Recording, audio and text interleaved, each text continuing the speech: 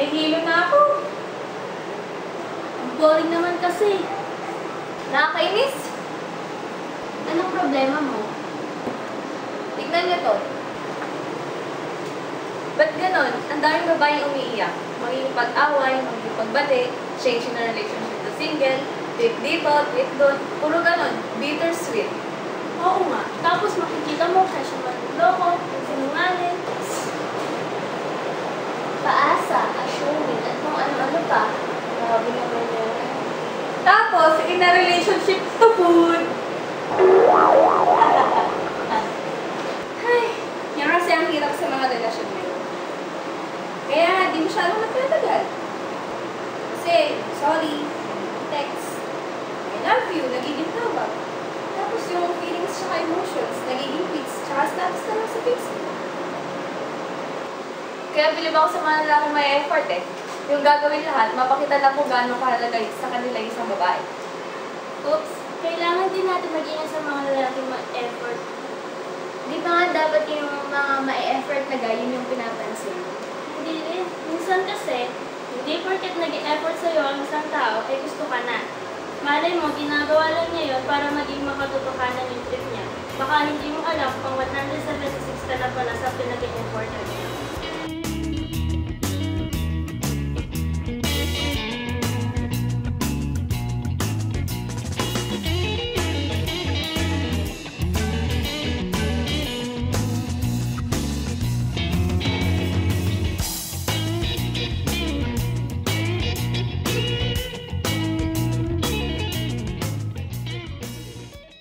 Grabe naman yata sa sipag yun.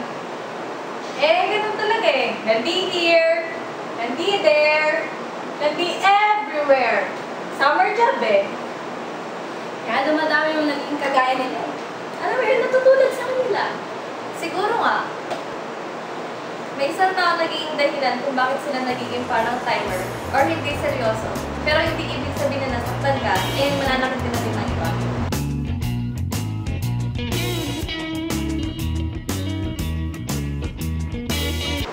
Oo nga, kailangan lang hintayin yung right one para sa kanya. Huwag dapat nagpamadali. Speaking of right one, malay mo, kilala mo na siya, hindi mo lang nakikita or napapansin. Ano yun? Parang gusto? Hindi nagpaparamdam? Hindi, minsan kasi nag-friendzone sila. Oo, minsan kasi kaya nagiging ganun. Mas pinipili na lang nila maging magkaibigan kasi doon sila mas magtatagal, walang issues, walang commitment. Or baka naman minsan kaya nila nasasabi na friendzone sila kasi alam na nga nila na kaibigan lang yung turing sa kanila. Pinipilit at umaasa sila na maging more than friends. Kaya ayan, in the end, nasasaktan sila.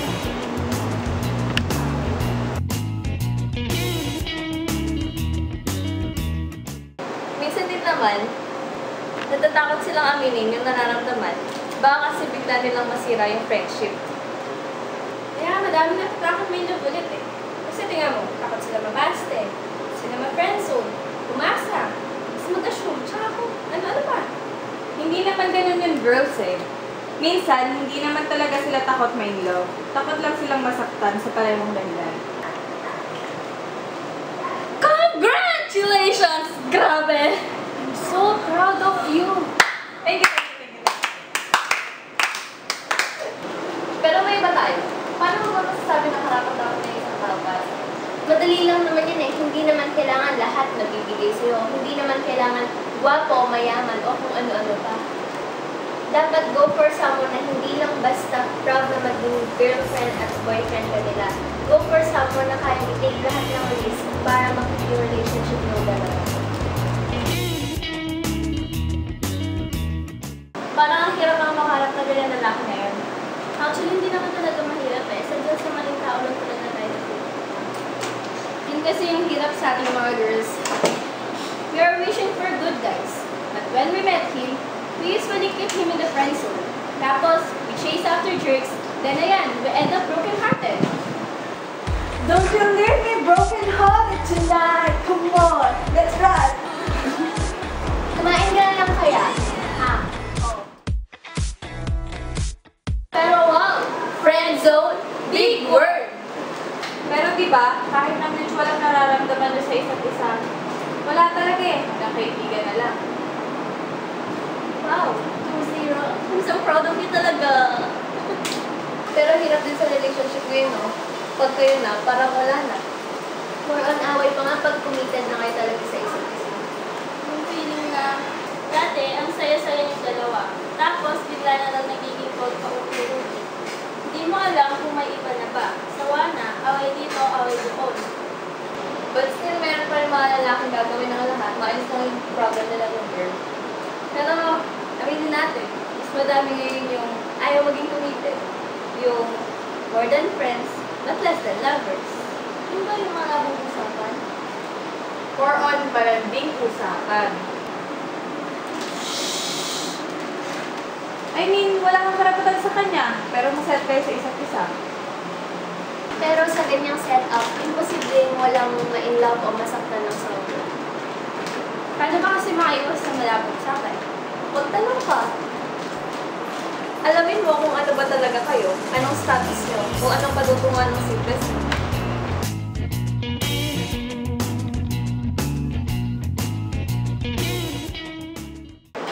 Kaya alam, dapat, bago ka magtanong, dapat handa ka din kung sa anong sasagot niya. Hindi kasi porket sweet sa'yo ay mahal ka na. Minsan nga bored lang o kaya pastime lang. Pero di ba dapat bago nila paasahin yung isang tao, dapat iniisip nila kung masasaktan. Kasi hindi porket mahal sila, dapat tinitake for granted na nila. Mamaya yung sweetness nyo, mapapalitan ng bitterness. Wala nang papasinan, wala nang text. Oo nga, yung tipong masinzone ka. Ano yun? Scene zone. Yung nag-PM ka, nakita niya, pero hindi siya nag-reply. Yung scene 11:11 PM.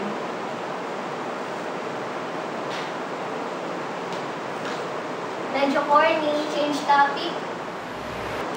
Pero aminin natin, karamihan sa mga relationships, sa breakup talaga nagpupunta. Hindi lahat kasi may mga strong pa rin. Pero kadalasan, Na-experience yun ako, girls, yung mag-stop. I mean, hindi naman totally stop. yun ba yung i-check mo yung mga text messages? Yung feeling na nakita mo may nag-text ng babe, baby, mahal, honey, mga ganon. May pinaghuhugutan ka na naman eh. Yap, yun nga yung isa sa mga dahilan ng breakup eh. Yun bang, huli na nga, nakita mo na, may ebidensya, ayun, nag-deny pa, imbis mag-sorry.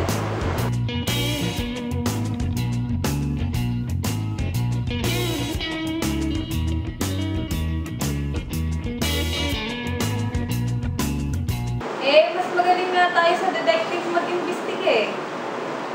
Minsan naman, kaya nag-break, hindi pinapahalagahan. May mga bagay na mas mahalaga sa kanya. Ang mahirap, hindi family or studies. Minsan, dota, girls, kung ano-ano pang issue. Pero medyo mali din na iniiwan sila, diba? Malay natin, bigla sila magbago dahil doon. Pero isa sa masakit at mahirap tanggapin sa relationship, yung alam mong may pag-asa pa kayong dalawa, pero yung isa, bumitaw na. Minsan kasi kailangan din sumunod. Mahirap kasi ipilit yung sarili mo sa maling tao. Paano mo malalaman yung tamang tao para sa'yo? I-google mo. Oh, kan kasi ang magmaya. Uy! Oh, sana pala! Ang pinag-usapan nyo. Real talk about relationship and relationships. So, lang masasabi ko dyan, nasa sa inyo kung mapupunta kayo sa relationship or relationship. Anong ibig mong sabihin? Ibig kong sabihin, ikaw yung pumipili ng partner mo. Kaya kapag nasaktan ka, huwag kang iiyak-iyak. Hindi naman nila ginusto na mauwi sa buwalayan eh. Or maloko, diba? Oo, part talaga yun. Minsan nga, yung iba dyan, natagal-tagal na pero naghihiwalay pa din. Agree ako dyan. Minsan kasi may mga bagay na hindi nakalaan para mag-stay. Tsaka hindi lahat nakalaan para sa relationship. Pero aminin natin, meron pa rin mga matitino. Parang ako, hindi naman kasi lahat pare-pareho eh. Hindi naman lahat lolokohin ka, hindi lahat sasaktan ka, hindi lahat paaasahin ka. Pero nagkaroon pa din naman mag-e-effort. Kung mamahalin ka, hindi ka lulukohin. Kasi oo nga, siguro, it takes one guy para masira yung tingin ng mga babae sa lahat ng lalaki. Pero meron pa rin makapagpabata. Oo, pero may isang tao din na kayang ipakita at pagbuhin ng akala mo at ma-realize mo na hindi lahat ng tao pare-pare.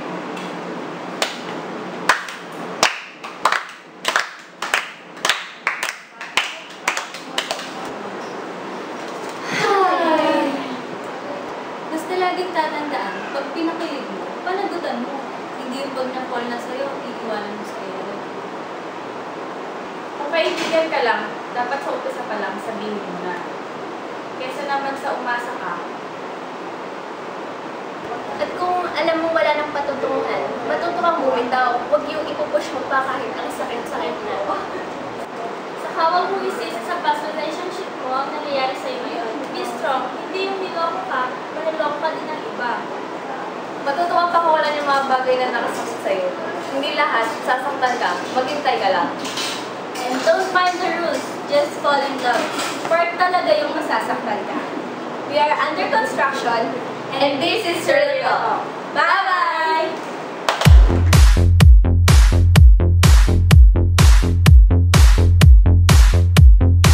Two, one.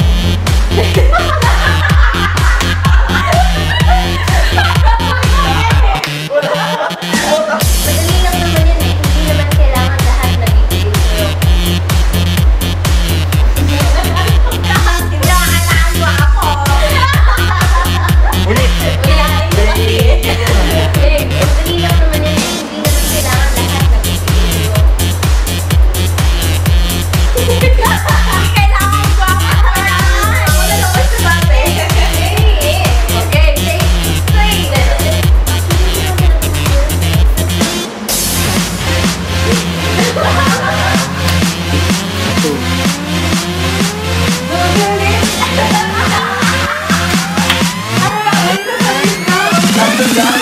I'm a motherfucker Ay, gentleman. hindi mo lang kayo napakasya.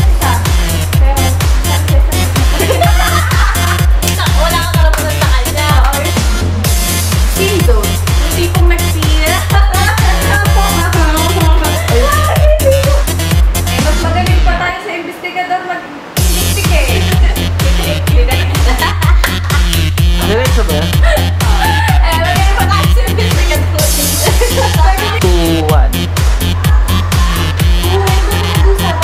Oh, no pala.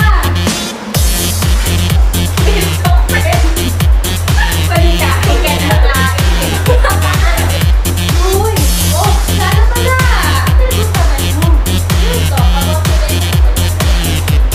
Ayos na naman yung sabi.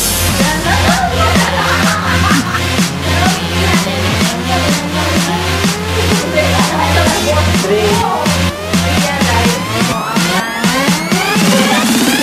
I'm a motherfucker gentleman.